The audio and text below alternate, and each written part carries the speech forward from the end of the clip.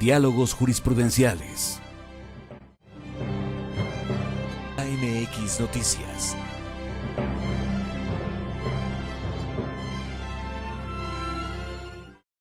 El siguiente programa es clasificación A, apto para todo público.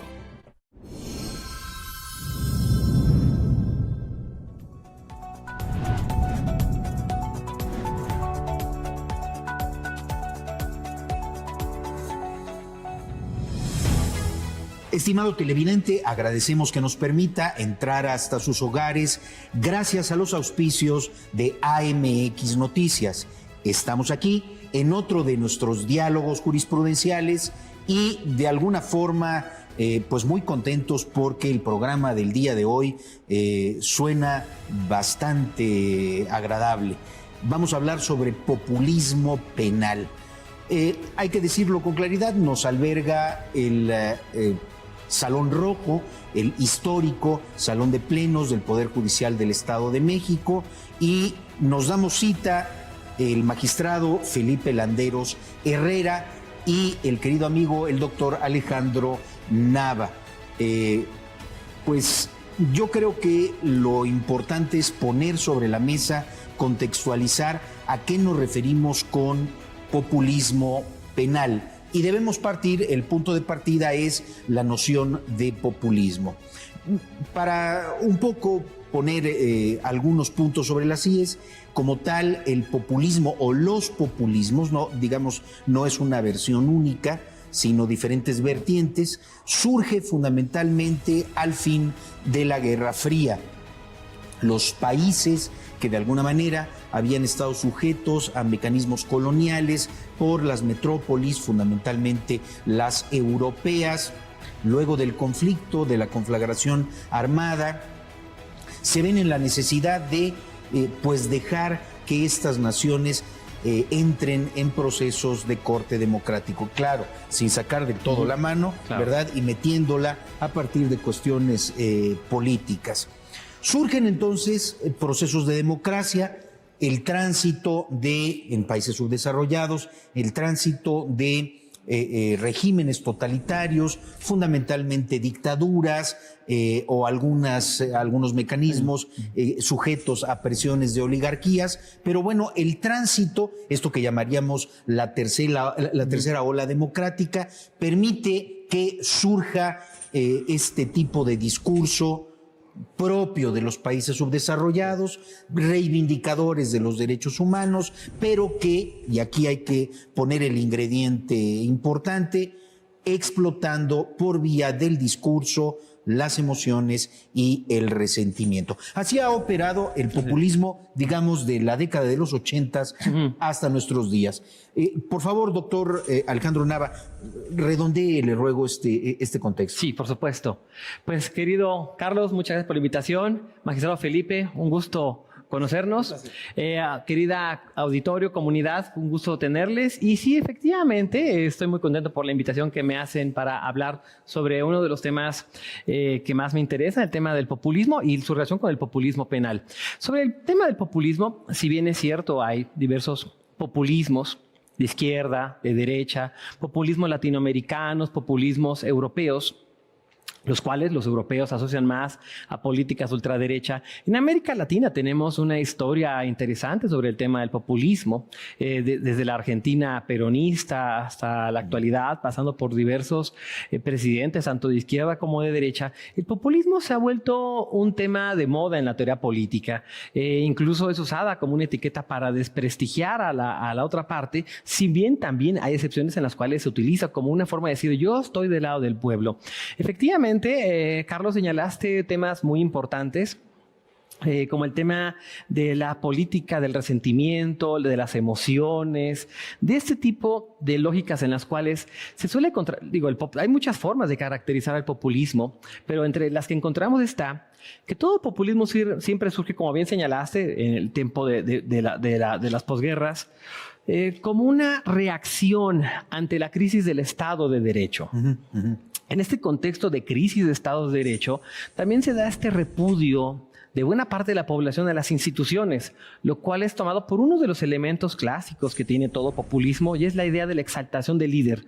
Y la exaltación del líder respecto a que él está del lado del pueblo. Es decir, se va a ver, es una política de los afectos en la cual el líder va a intentar decir, yo estoy del lado del pueblo y del otro lado está una élite que se ha apoderado de las instituciones y yo a ustedes los voy a reivindicar sus pretensiones de justicia porque hasta ahora la democracia liberal burguesa no ha podido darle justicia a los excluidos. Y en ese contexto de los populismos que tienen ciertas características, surge una especie especial de populismo que es el populismo penal, el cual, a diferencia de los populismos generales, en muchas ocasiones no requiere de un líder, sino más bien son políticas en materia penal que se instauran en una sociedad con el objetivo de obtener fines electorales. Al menos tal y como surge el populismo penal en la década de los 80, 90, surge con esta pretensión de explotar el tema de la inseguridad, de los crímenes violentos, para empezar a ganar votos a expensas de contrarrestar medidas como lo señalaste de derechos humanos. A ver, magistrado, de hecho, resulta ser un caldo de cultivo idóneo el crecimiento del crimen organizado,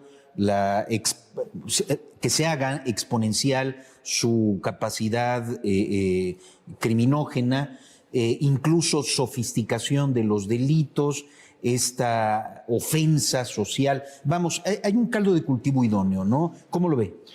Bien, primeramente muchas gracias por la invitación, un placer estar con ustedes.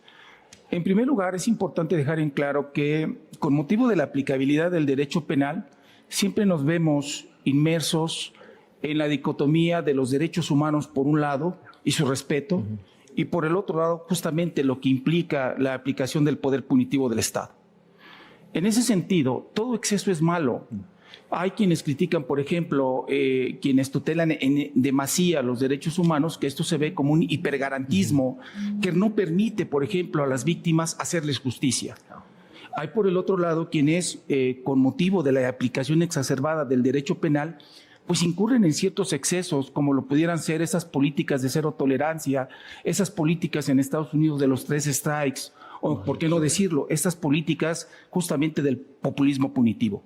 Es decir, cuando existe una mala regulación, un mal sistema normativo, un mal diseño normativo, y cuando me hablo de diseño normativo incluyo no solamente normas, sino también políticas públicas y acciones de gobierno, pues justamente tendemos a caer en estos excesos. El populismo punitivo es un exceso que privilegia justamente la aplicación exacerbada del poder punitivo del Estado en detrimento de los derechos humanos más fundamentales de cualquier persona. Y podríamos enumerar... ¿Podríamos decir linchamientos? Sí, por supuesto, porque el populismo punitivo se inscribe justamente en el incremento irracional de las penas, en la unificación o la minimización justamente de las medidas alternas que den cuenta del fenómeno delictivo, justamente la minimización, el descrédito de las instituciones y entre ellos del Poder Judicial. A ver, pero con razón o sin razón, magistrado. Sí. Porque hay corruptelas bastante evidentes, que es lo que fricciona pues a la sociedad y la motiva a que esto pase. Es importante, el tema es importante. Miren, el Poder Judicial, como todo otro órgano del Estado, debe de estar sujeto a control. Wow. Pero en primera fase, el control debe ser judicial. Porque para eso tenemos un mecanismo de diseños recursivos, claro. Que es donde tenemos que encauzarnos en primera fase. Ahora, no estoy diciendo que el Poder Judicial debe de estar en lo oscurito, de ninguna manera. Como poder público nos obliga a la transparencia, nos obliga a la publicidad. Pero lo que no se vale desde mi punto de vista es cuando pretendemos controlarlo a partir de la desinformación, a partir de la información sesgada, de la información incompleta o de la información fuera de contexto. Eso es populismo punitivo, porque justamente se reemplaza la decisión en sede judicial a través de las decisiones mediáticas, no solamente de los medios públicos tradicionales, sino también de las estos poderes emergentes como son las redes sociales que no están sujetos a ningún control. O sea, el problema entonces es que se litigue en redes y se litigue en medios de comunicación. Ahora, ¿Qué opinas de ello? Fíjate, cuando escribo este libro, este es un libro de pandemia, el de populismo punitivo, lo escribí en pandemia. Y cuando yo lo escribo, obviamente había hecho mis lecturas de criminología crítica, donde se explota el tema de los medios de comunicación tradicionales. Pero yo cuando escribo este libro empiezo a notar desde antes, 2018, 2019, cómo las redes sociales han puesto un poder emergente, donde efectivamente, en nombre de las buenas causas, las causas que todos podemos defender, los derechos de los animales, la no violencia hacia las mujeres, estos mismos temas que tienen una pretensión de justicia y genuina, legítima, ahora en las redes sociales se empiezan a explotar estos temas como una reacción en contra de las decisiones jurisdiccionales. Pero de manera trivial, ¿no? Diría yo. Claro. O sea, porque este activismo de like es terriblemente degradante, ¿no? El influencer. Yo cuando escribo este libro dedico un apartado a los influencers y el derecho penal. Los influencers a veces no son personas que quieren justicia, lo que quieren es likes, quieren fama para ellos. Si eso les sirve empezar a hablar como Luisito Comunica, voy a ir a la prisión de Bukele, oigan, está bien chida la prisión, muy buena onda, eso le va a dar likes al influencer. Pero el tema es que, ¿dónde están los derechos humanos? ¿Dónde están los temas de debido proceso, de presunción de inocencia? Las personas ven un comentario de alguien que dicen, esa persona cometió un delito, vamos a destruirlo, vamos a destazarlo, vamos a acabar con las instituciones. De nuevo, la lógica primaria del populismo ahora se inserta en el populismo punitivo gracias a las redes sociales, las cuales, lejos de dar una opinión informada a la sociedad, de llamar a la cautela, a la prudencia, ahora es no. Este cuate dijo algo, vamos a funarlo, vamos a destruirlo y vamos a, entre todos, a empezar a circular su imagen para que le dé vergüenza. Y esos temas de escarnio efectivamente terminan siendo autoritarios, incluso de grupos de izquierda que llevan a cabo estas medidas. Sí, en ese sentido, miren, yo estimo que el populismo punitivo pues es justamente la sujeción de la aplicación del derecho penal o la aplicación del jus poniendi, pues justamente a los vaivenes de la política, a los vaivenes de las cuestiones electorales o a los vaivenes de las cuestiones electorales. La política, en la lógica de una política de gobierno, ojo, no en la lógica de una política de Estado. Creo que la aplicación del derecho penal debe darse en la lógica de una política de Estado. Es decir, no debe de estar sujeto a los vaivenes políticos. Al contrario, debe de estar perfectamente engarzada con los valores fundamentales, incluso los principios que nos constituyen como sociedad. Por eso, desde mi punto de vista, insisto, entendiendo, que quede claro, que no estamos justificando de ninguna forma el dolor que sufren muchas víctimas y que lo que menos merecen es justicia y que para eso estamos nosotros. Claro que sí. Digo, no podemos nosotros dejar de ser sensibles a nuestra realidad. Pero eso no significa que nos queden claras las reglas del juego procesales. Los delitos no se prueban en sede mediática. Los delitos no se presuponen en sede mediática.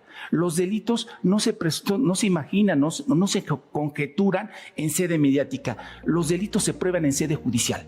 Y a la luz del... Vamos a dejarlo aquí, magistrado. Tenemos que hacer un corte. El tema se empieza a poner algo candente, claro, muy agradable. Sí. No se vaya, quédese con nosotros.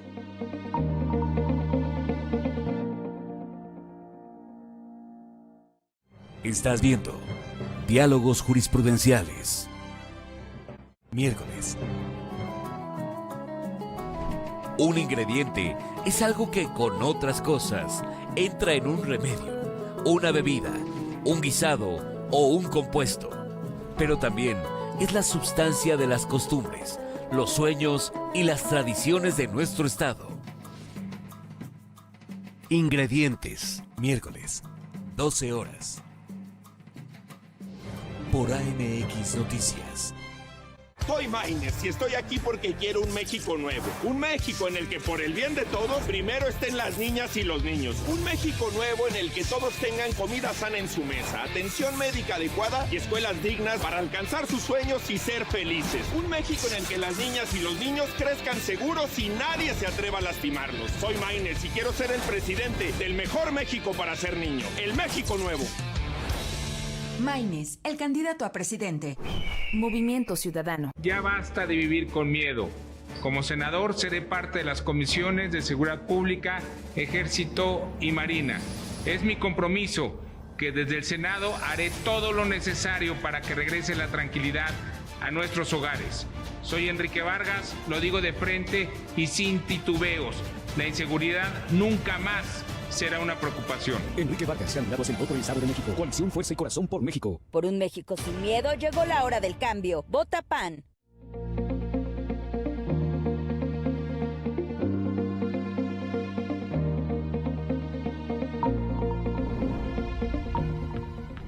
Las redes sociales constituyen la nueva Civitas de las sociedades modernas. En ellas, los ciudadanos expresan libremente y sin tapujos su libertad de expresión. Esta, además, no se encuentra ni regulada, ni tiene filtros, ni mucho menos tiene censura oficial, lo cual genera un doble problema. Por un lado, son muchas las voces que se escuchan, son muchos los rumores, las fake news o los rulos que pueden formar parte de una estrategia perfectamente articulada con intereses que muy pocos podrán descubrir o conocer. Pero también lo es, si se lee con cuidado, una forma de articulación social respecto de la vigilancia de las autoridades y de los gobiernos. En este sentido, todos los poderes deben tener la suficiente apertura para identificar a partir de los mensajes ciudadanos cuáles son los ámbitos de oportunidad en los cuales puede operar con mayor transparencia, con mejor pedagogía para informar de los resultados de su gestión y sobre todo con mayor amplitud para comprender que ese mensaje forma parte de una sociedad enterada, interesada y sobre todo participativa. El Poder Judicial tiene que entrar en este proceso de apertura si quiere colocarse a los nuevos ritmos que marcan las redes sociales. Estimado televidente, regresamos luego de haber visto una cápsula de un académico en el que nos hace algún tipo de reflexión sobre el populismo y las redes sociales. Y quiero regresar sobre ello porque interrumpí al magistrado Felipe Landeros en su disertación. La complicación de hoy ser juez en este mundo a donde los linchamientos mediáticos son lo de hoy. Sí, sin duda, sí, sin duda. Vivimos tiempos difíciles donde la actuación de los jueces está sujeta a constante crítica. Sí, porque absolvemos, hay problemas. Sí, porque condenamos, también. Sí, porque subimos las penas, también. Sí, porque ponemos penas bajas, también. ¿Qué hacer en este contexto? En este contexto, el juez está para aplicar el derecho en contexto de los valores fundamentales que nos da nuestra Constitución. A eso se debe el juez, al margen de cualquier presión. El juez está para resolver conforme lo que las partes le prueben en sede judicial. Eso es innegable. Lo que no quita desde mi punto de vista lo siguiente, es decir, así como es delicado que sin causa justa se critique al juez, insisto, sin sustentos, sin argumentos, descontextualizando sus razones, sesgándolas. También es cierto que esta es una excelente oportunidad desde mi punto de vista para que el Estado mexicano constituya políticas públicas en relación con el poder punitivo firmes, políticas de Estado, no de gobierno. Es decir, repensemos el derecho. Repensemos el derecho. Si con motivo de nuestra actuación, por la aplicación de una norma, la interpretación de una ley, no se le hace justicia a una parte, bueno, vamos a cambiarla, vamos a revisarla, pero a través de argumentos, a través de razones. Si nosotros con motivo de las nuevas exigencias en tutela de derechos humanos de tantas y tantas víctimas, tenemos que capacitarnos, vamos a hacerlo. Capacitarnos en cuestión de género, capacitarnos en perspectiva de niñez y de adolescencia, en perspectiva de discapacidad, en perspectiva de interculturalidad. Vamos a capacitarnos y lo vamos a hacer. Nosotros los jueces somos los primeros conscientes que tenemos nuevos retos y que la sociedad exige de nosotros otras capacidades, incluso las comunicativas. Claro. Pero eso no significa que también aceptemos sin más ni más una crítica sin sustento alguno y muy en especial en medios de comunicación y en redes sociales. Aderezando un poco este planteamiento que hace señor magistrado, hemos estado tratando en algunos foros el término lawfare, que además de todo no es tan unívoco, sino tiene una diversidad de aspectos sobre los cuales se puede abordar. Pero hay uno que sí me gustaría poner sobre la mesa, es este lenguaje judicializado de la conflictiva política, ¿no? Hoy los actores políticos utilizan la amenaza de carácter jurídico, ¿verdad? Y se cifran sobre ella como si el Poder Judicial fuese una institución de vendetta política, ¿no? No sé si estoy en lo correcto, Alejandro. No, totalmente en lo correcto. De hecho, Zaffaroni escribió, junto con otras autoras, un texto sobre lawfare y prologado por Lula, porque como sabemos, Lula estuvo en la cárcel por un tema de lawfare. Algunos autores como Gargarella han señalado que el lawfare no existe. Yo creo que sí existe, y un ejemplo de eso lo tenemos con Lula. Y vemos cuando un rival político va ganando, vamos a denunciarlo por esas cuestiones penales, va a ir a la cárcel, y se utiliza el derecho como un instrumento político, como tú lo estás señalando acertadamente, Carlos. Es importante señalar cómo el derecho es un instrumento político, siempre ha sido un instrumento político, siempre lo será. Y en términos políticos, el lawfare es un instrumento para desacreditar a la persona. Ahora, si incluso el delito no se prueba, incluso a sus familiares y a su entorno. A ¿no? todos, sobre todo nos vamos, sobre todo nos vamos. ¿Por qué? Porque también hay que decirlo claramente, somos sociedades latinoamericanas altamente desiguales. Es normal tener resentimiento hacia las clases que se han privilegiado de cuestiones políticas y económicas. Cuando tú muestras que esta familia supuestamente se enriqueció de manera ilegítima, claro que la sociedad va a decir, oye, estos terribles, vamos a destruirlos, son lo peor. Pero como tú lo señalas, es una vendetta política. Ahí el derecho pasa a segundo plano, porque también la forma en cómo la política utiliza el derecho de una forma maquiavélica impide que el derecho pueda tomarse en serio por la sociedad. Por eso un montón de especialistas en derecho penal dicen, oigan, eso es un uso político del derecho, eso es un uso meramente punitivo del derecho, no es un uso racional. Pero la misma sociedad es la que a veces quiere ese tipo de usos del derecho. Ese es el gran problema. Que muchas personas me decían, no, cuando escribiste el libro, muchas personas me dijeron, no sé qué bebiste, no sé qué tomaste, porque eso de que la gente quiere mayores penas es un error. Eso de que la gente lincha es un error. Bueno, estamos en 2024 y 2024 me ha dado la razón. Las redes sociales potencian el resentimiento político que ya teníamos de antes, ya sea para pedir mayores penas al tipo que lastimó un animal, ya sea para pedir mayores penas a quien decimos que agredió sexualmente a una menor de edad. Todo ese tipo de temas que a todos nos duelen. Con el tema de los medios de comunicación y las redes sociales, son explotados, ¿no? Claro, y van a ser explotados. O sea, mucha gente va a tener más rating de estos temas que de lo que tendrían antes. Por eso los influencers son felices criticando al Poder Judicial, a los jueces, a los derechos humanos, porque para ellos es muy fácil destruir. Y la verdad, la sociedad, perdonen que lo diga, la sociedad no se informa de muchas cosas. La sociedad simplemente reacciona a lo que ve en el titular de una noticia y por eso dicen más penas, más penas. Si el juez no pone mayor penas, es un corrupto. Si el juez libera, peor todavía. Y si el juez condena ahí no debió condenar, ahí le faltó esta perspectiva. Es perder, perder, perder. Abonando a esto, creo que esta visión del linchamiento entonces responde a una dinámica social, a una exigencia efectivamente de, el término a lo mejor no suena muy grato, pero buscar chivos expiatorios o víctimas propiciatorias. Claro. Y esta visión de corte populista utilizando a los medios como gran inquisidor, ¿no? Así es, sin tener elementos para juzgar. ¿Cómo lo ve, señor magistrado?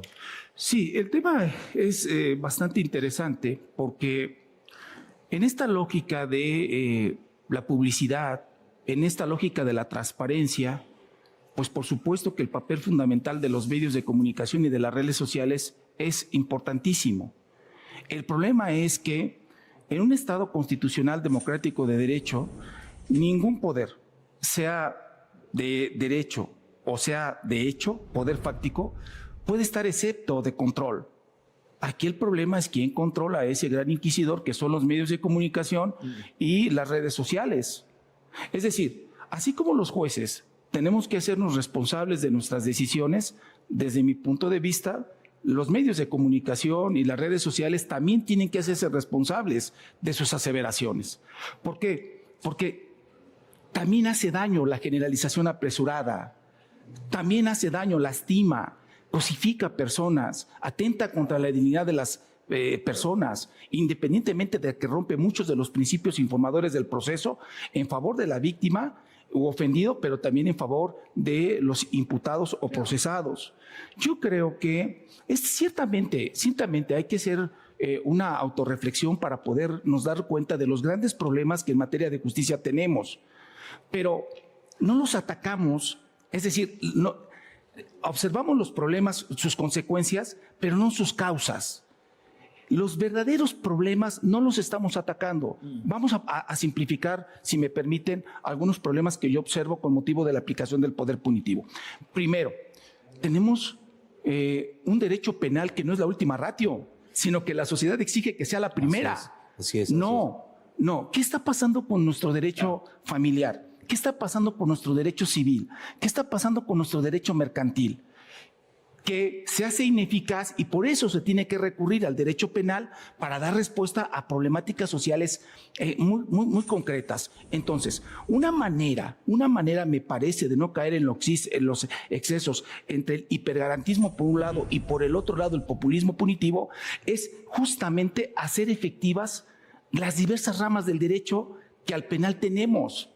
Imaginémonos, por ejemplo, si un caso concreto, si un juez familiar que tiene que ver con cuestiones de guarda y custodia, con cuestiones incluso de violencia familiar, con cuestiones de alimento, no es capaz de hacer valer en vía derecho el derecho, pues Dios mío, entonces se recurre, desde mi punto de vista, exageradamente al derecho penal. ¿Tenemos que fortalecer otras ramas del derecho penal? Sí o sí. Por último, otra opción. Todos nos hemos cuestionado la actuación de los poderes judiciales, que insisto, reconocemos que tenemos que capacitarnos más en las diversas perspectivas, en la forma en que comunicamos nuestras decisiones, estoy totalmente de acuerdo.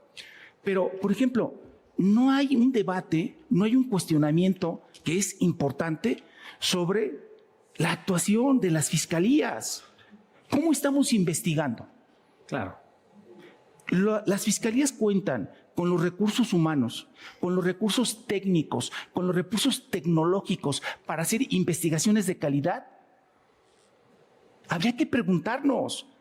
Es importante esto dejar en claro, porque nosotros no tenemos la figura del juez de instrucción como en otros países. Nosotros tenemos un juez de control que simplemente verifica que la investigación sea ajustada a los derechos humanos de todas las partes involucradas. Y tenemos un juez de enjuiciamiento que resuelve sobre una acusación. ¿Quién tiene que probar la acusación? El Ministerio Público. Si el Ministerio Público no prueba en sede judicial correctamente la acusación derivada de una ineficiente o incompleta investigación, pues los resultados saltan a la vista. Entonces, es importante que sí hagamos un debate sobre cómo se está investigando el delito en México. Y además, no solamente no se trata de culpar a nadie, se trata de rediseñar modelos, esquemas, políticas públicas que nos permitan tener investigaciones de calidad para que en sede judicial se puedan probar los delitos. Muy bien, señor magistrado. Quédese con nosotros, no se vaya, la charla se está poniendo muy interesante.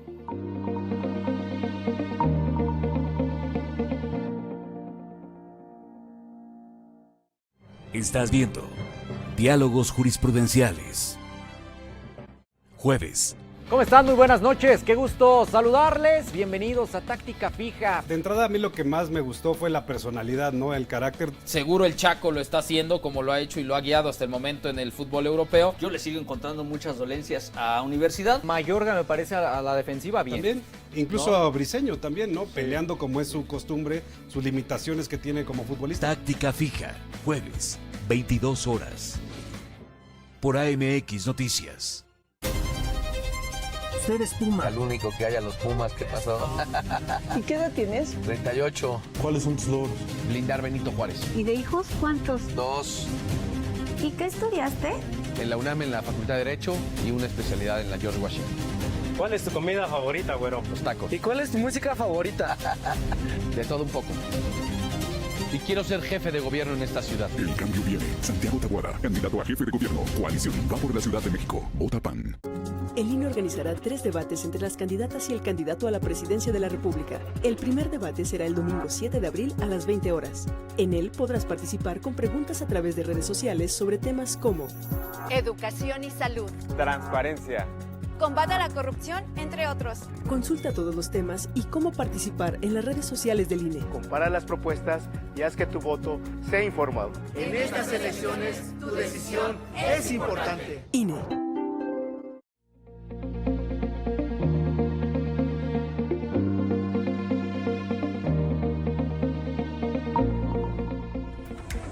Las redes sociales constituyen la nueva Civitas de las sociedades modernas.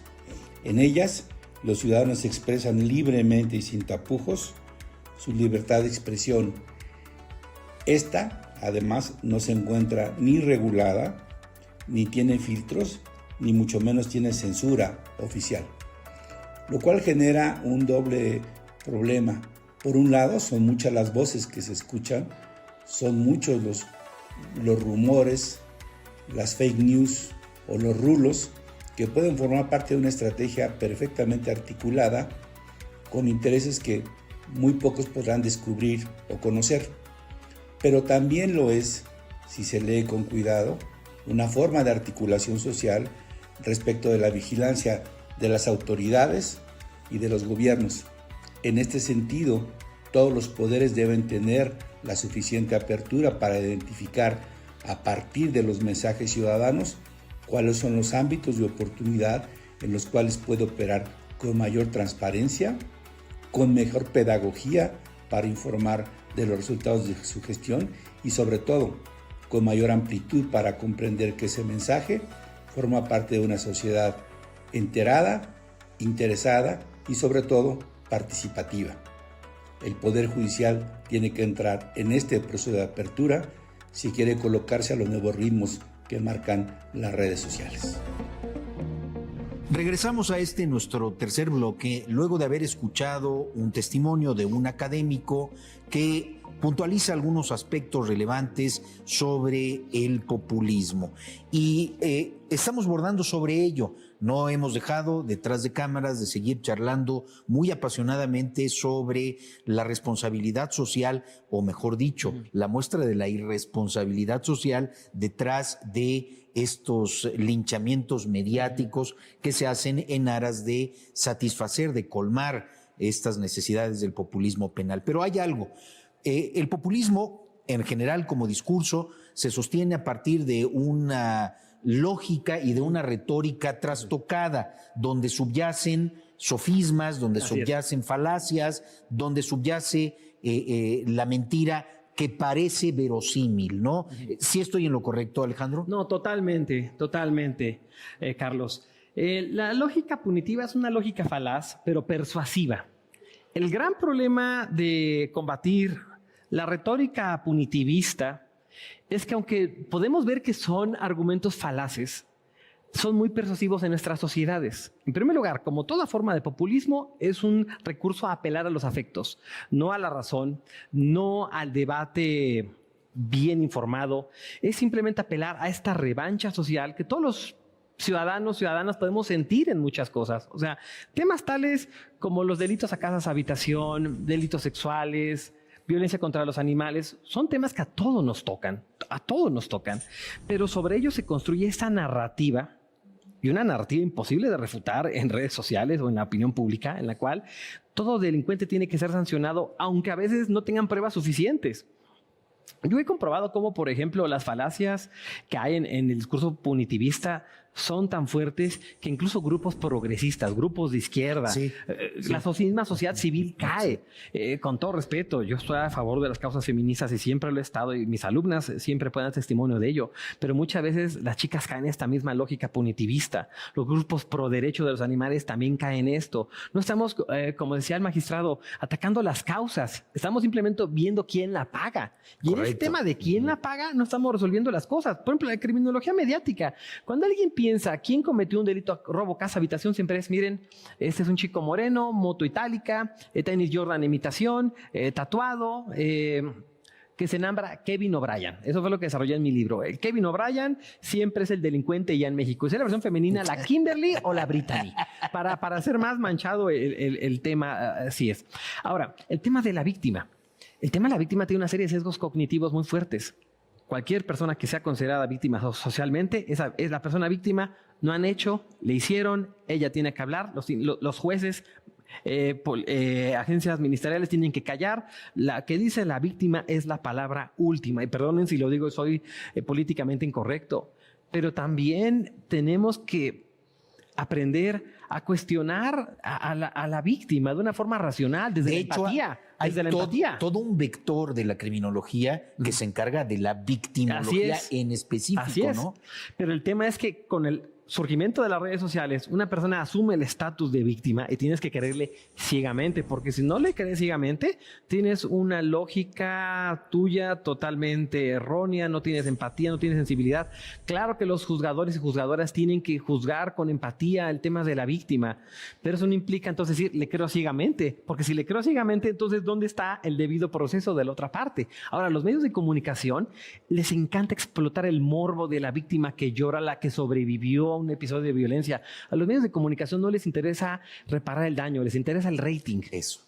Y eso es a mí lo que me preocupa bastante. O sea, yo, por ejemplo, como buen seguidor de Alexi, cuando dicen, la ponderación eurocéntrica, no. A ver, la ponderación reconoce que los derechos son limitados. Los derechos tienen restricciones. La libertad de expresión, claro que tiene restricciones. Claro que tiene restricciones. Porque alguien puede hacer un uso absoluto de la libertad de expresión y terminar destruyendo a una persona, a un juez o a un poder completo. Y no hay motivos, no hay mecanismos de defensa porque en las redes sociales la libertad de expresión no se puede limitar. Entonces tú tienes que aguantarte. Yo siempre le he dicho, es muy fácil linchar al prójimo. El día que a ti te toque eso, como juzgador, como académico, como persona acusada de un delito, ahí sí vas a pedir el hipergarantismo y te vas a acordar de Ferraioli. Hablábamos de chivos expiatorios, señor magistrado. O sea, regresamos a lo mismo.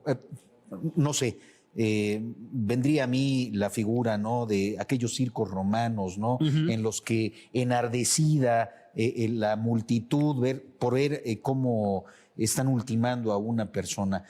¿Cree usted que estamos en estos escenarios?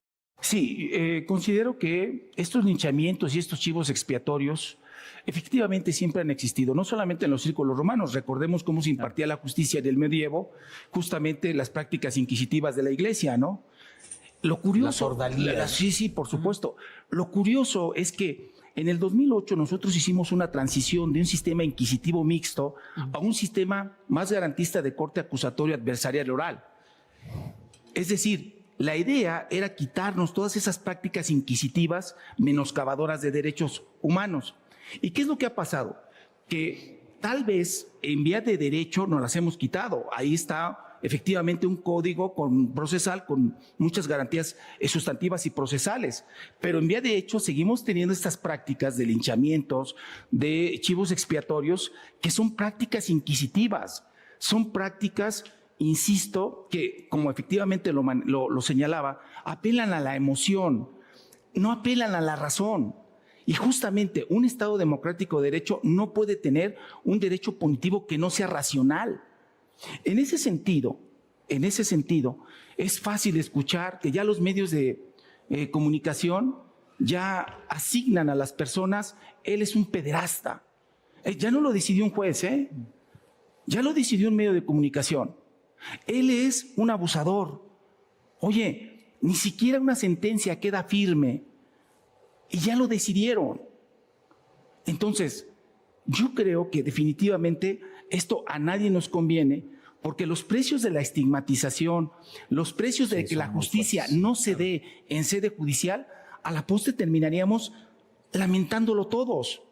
Nos debe de quedar claro que los delitos no es una cuestión de emociones, no es una cuestión de consenso siquiera, no es una cuestión ni siquiera de mayorías, parafaseando a Ferraioli. No es una cuestión también de una visión unilateral de una de las partes que se duele afectada o no de un delito. No puede haber delito si no hay contradicción, si no hay réplica. Y lo cierto es que en hechos de linchamientos no hay réplica. Hemos escuchado esos linchamientos.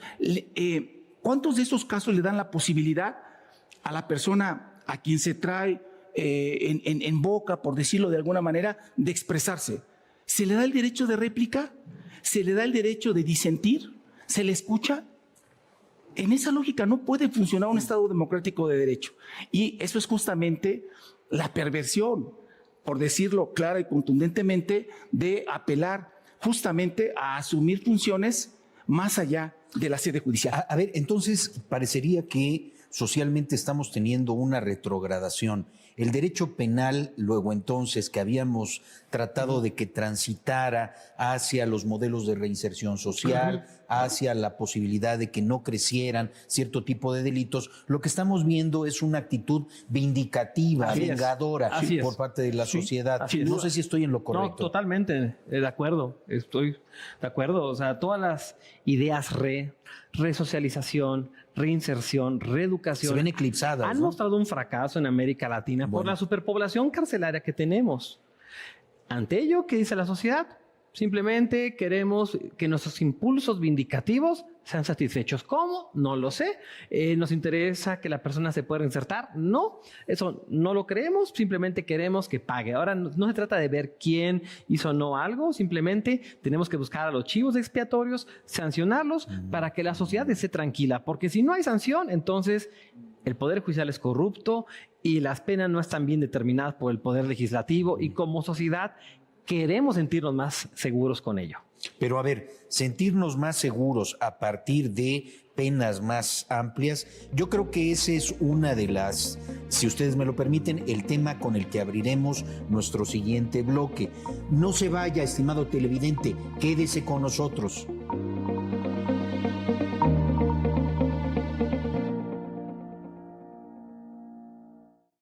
Estás viendo Diálogos Jurisprudenciales.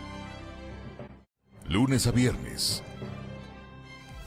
A partir de las 11 de la mañana lo espero con la mejor información en el ámbito nacional, internacional y por supuesto del Estado de México. Mi nombre es Carmen Gudiño. Los espero en la Agencia Mexiquense de Noticias por el 34.2. AMX con Carmen Gudiño. Lunes a viernes, 11 horas, por AMX Noticias. 4 compromisos por la educación pública. 1. Beca universal para las y los niños de preescolar, primaria y secundaria. 2. Más becas para jóvenes de universidad. 3. Mayor número de preparatorias. Y 4. Más universidades. Porque la educación es un derecho, no una mercancía o un privilegio. Más educación científica, humanista, fraterna y democrática. Claudia Sheinbaum, presidenta. Candidata de la coalición Sigamos Haciendo Historia. Morena. Este gobierno que ya se va destruyó el Seguro Popular que sí funcionaba. Como presidenta, lo vamos a relanzar. Y si el gobierno no pudiera atenderte, recibirás la atención en hospitales y farmacias privadas sin costo. Tendrás un médico familiar que te cuide a lo largo de tu vida.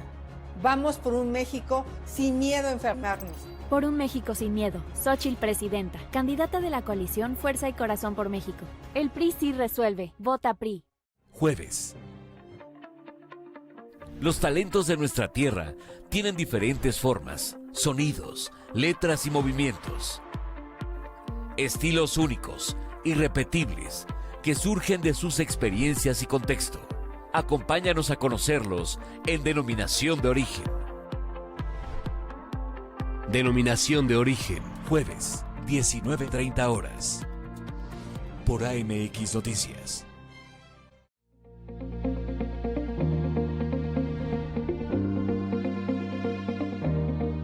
Regresamos a nuestro cuarto y último bloque. Dejamos en el bloque anterior, en el tintero, sobre la mesa, un cuestionamiento que resulta ser cardinal para tratar de aproximarnos hacia el fin de nuestra charla. A ver, ¿en verdad mayores penas a delitos inhiben la comisión de estos delitos, estimado Alejandro?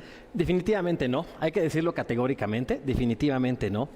Desde los inicios de la dogmática penal siempre han estado sobre la mesa las teorías sobre la prevención general y especial, positivas y negativas. En mi más reciente libro que escribí sobre filosofía de la pena, dediqué un capítulo a la teoría de Feuerbach sobre la teoría de la coacción psicológica. Una teoría que desde entonces ya se hablaba de ella como una respuesta al tema de que la pena amenaza.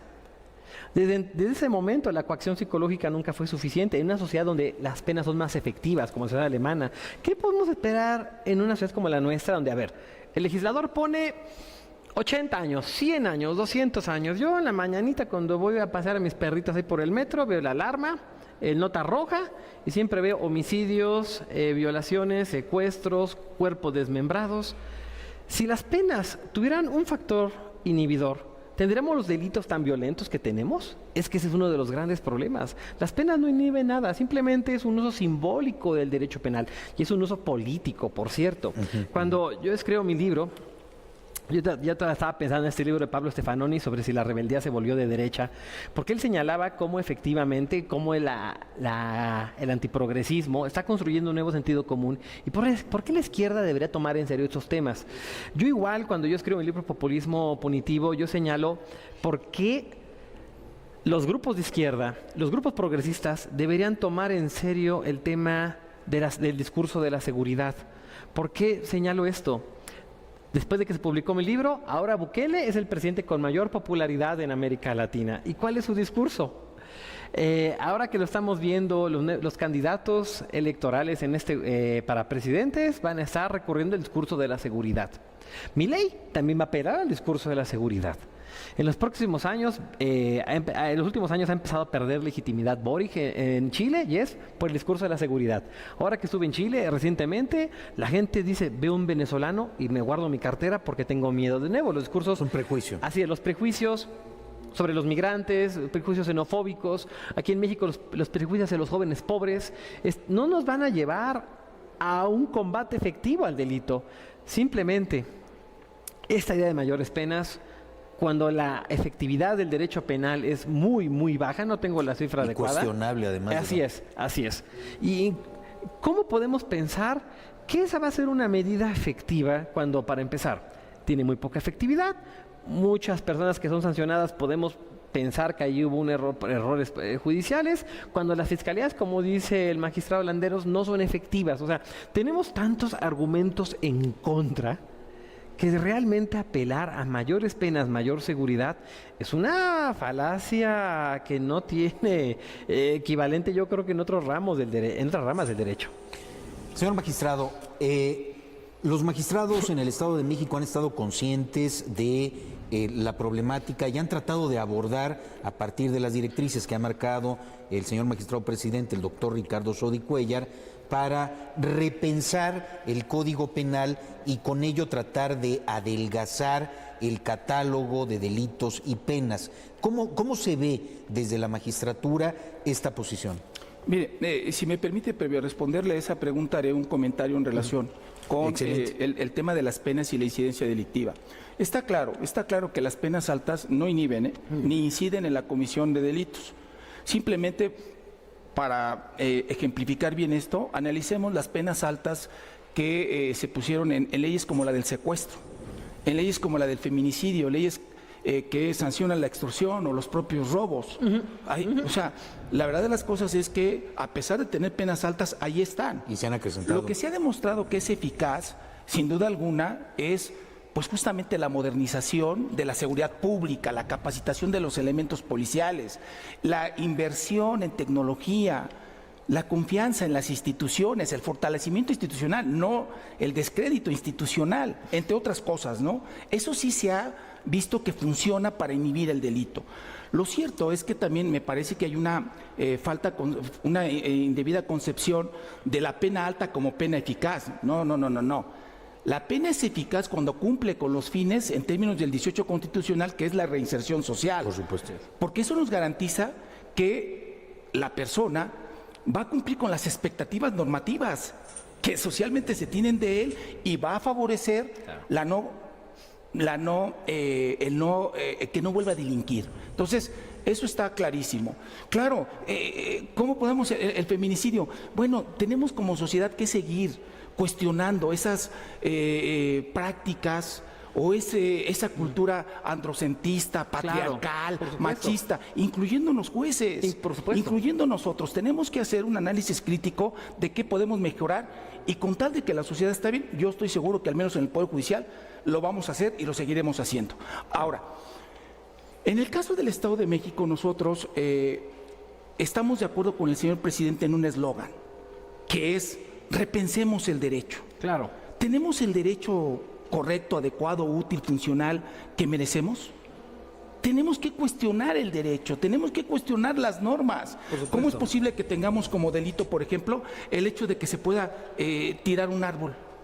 Como un delito del medio ambiente, tirar un árbol. ¿Cómo es posible un delito el traer una placa sobrepuesta? ¿Cómo creen? Esto no puede ser. Primero, tenemos que dejar de tipificar conductas que, insisto, pueden ser controlables desde otras ramas del derecho, del derecho administrativo, claro, sancionador, claro. o de civil, familiar, como lo decía, con antelación. Eso por un lado. Por el otro lado, sí tenemos que posibilitar la reinserción social a través de penas más humanas, más dignas, más justas. Pero previo a eso, tenemos que revisar, como lo dice el señor presidente, pues justamente nuestros procesos de investigación del delito, nuestros procesos de juzgamiento del delito, que ahora es más difícil hacerlo, porque nos ha convenido, por ejemplo, tener un Código Nacional de Procedimientos Penales. Antes, si teníamos una indebida interpretación de un precepto rápido, en una sana coordinación entre poderes, le dábamos solución, ajustábamos la norma y se acabó. Ahora ya no, porque no es lo mismo cambiar una norma en sede del Congreso local que en sede del Congreso federal. ¿El federalismo ha sido el adecuado? No solamente el federalismo en lo competencial, sino también en lo recursivo. ¿Recursos tenemos? ¿Cuántos asuntos se resuelven en sede federal? ¿Cuántos se resuelven en sede local? ¿Y cuál es la proporción de recursos entre lo federal y lo local? Tenemos que repensar también esto. Nuestras normas, nuestro derecho, nuestras estructuras, repensemos el derecho. Es por eso que, a invitación y a gran esfuerzo del señor presidente de nuestro tribunal, nosotros hemos hecho un esfuerzo por hacer un código novedoso. Pero aquí lo importante es que un código sencillo, útil, sin tanto tecnicismo, que cualquier persona común y corriente lo pueda entender y lo pueda comprender. Eso es lo que tenemos que hacer, dejar de tecnificar el derecho, de hacerlo tan técnico, simplificarlo, para que a toda la sociedad nos queden en claro cuáles son las reglas del juego y evitemos interpretaciones indebidas. El presidente ha hecho, insisto, una gran aportación desde mi punto de vista al plantear un novedoso código que justamente dé pie a esto, a solamente sancionar lo verdaderamente importante, a ajustar las penas, pero sobre todo, y esto también es importante, a buscar otras formas de respuesta al fenómeno delictivo que no necesariamente impliquen prisión o una prisión tan severa. Nos acercamos a la recta final de nuestros diálogos jurisprudenciales del día de hoy. Quisiera que recapituláramos muy brevemente alguna postura que a nuestro amable televidente le sea de interés. Bueno, pues comienzo. Muchas gracias por la invitación, muchas gracias por tenernos este espacio. Simplemente quisiera hacer un llamado a la mesura al momento de juzgar al prójimo.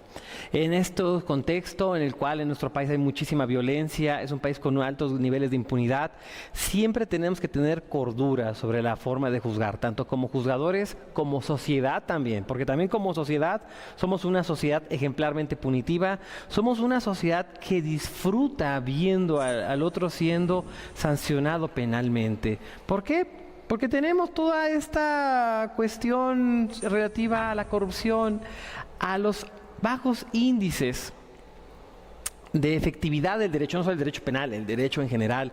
Cuando escribiste el librito Populismo Punitivo, que lo encuentran a la venta en dijuris o dijuris.com, cuando escribí este libro, más que otra cosa, me motivaron varias cuestiones. Y una de ellas es un ideal humanístico. Yo al derecho siempre lo pienso de una forma humanística. Y también no es el típico libro escrito desde el privilegio académico y todo esto. Esto es un libro al que le sobra barrio. porque quien escribe este libro es alguien que ha vivido en un barrio muy violento toda mi vida, sigo viviendo ahí, juego en unas canchas de básquetbol donde efectivamente aprendí muchas cuestiones sobre el delito, y sin ser abogados, y en ese sentido siempre he pensado y he tenido el ideal de que el derecho penal tiene que ser efectivamente la última ratio, y si el derecho penal es usado porque efectivamente otras medidas preventivas, pedagógicas, educativas, económicas, sociales, han fracasado. Y si por desgracia tenemos que usar el derecho penal, tenemos que usarlo con el mayor nivel de racionalidad posible, porque uno nunca sabe cuándo la persona juzgada, la persona o que va a estar en el patíbulo virtual, va a ser tú. Es muy fácil estar del otro lado, exigir justicia, es muy fácil tomar una posición acrítica respecto a las víctimas, con justa razón en este país donde ser víctima es algo brutal, pero también es importante aprender a ver la complejidad de los argumentos institucionales. Es algo en lo que yo siempre enfatizo, que por más que critiquemos a las instituciones, hay gente noble que está dentro de las instituciones. Yo como profesor, desde mi punto de zona de confort, puedo ser muy crítico. No, es que yo quiero que muera el Estado, construir una nueva sociedad. A final de cuentas, esta es la sociedad que tenemos. Esta sociedad no va a cambiar aquí en 2024 a mañana. Muchos teóricos, me acuerdo, filósofos, cuando hablaban de la pandemia va a acabar el mundo. No, el mundo capitalista se fortaleció con la pandemia. Tenemos en un mundo muy complejo, tenemos que buscar como académicos respuestas reales, respuestas humanas, y dentro de estos fenómenos problemáticos del derecho tenemos que combatir al populismo penal, tenemos que ser críticos con lo que vemos en redes sociales. Sé que a veces nos cuesta mucho trabajo, porque hay veces que una causa noble me gusta y yo estoy precargado respecto a esta causa, sí, pero no puedo en nombre de ello renunciar a la racionalidad y empezar a linchar, a cancelar, funar, exigir mayores penas para la otra persona simplemente porque eso coincide con mis creencias. Sé que es un labor muy difícil, pero si como sociedad no empezamos a combatir el populismo punitivo, los políticos se van a aprovechar siempre de él. Y nunca vamos a resolver un problema, porque díganme en la historia qué problema se resolvió con el derecho penal. Las brujerías. El tema de la casa de brujas se resolvió, pues no. ¿Cuántas mujeres inocentes fueron sancionadas? El tema de ideologías contrarias nunca fueron sancionadas. La pandemia no. ¿Qué podemos esperar del derecho penal? Me queda claro que nos queda mucho por hablar. El tiempo, que es el peor de los tiranos, ha hecho de las suyas, y solamente me queda agradecer el espacio que nos concede a MX Noticias, a nuestros invitados, al magistrado Felipe Landeros Herrera y a Alejandro Nava, a usted, estimado televidente, que está del otro lado del televisor y que amablemente nos deja entrar a sus hogares. Mi último agradecimiento para mis queridos compañeros de la Coordinación de Comunicación Social. Solamente me resta decirles buenas noches y buena suerte.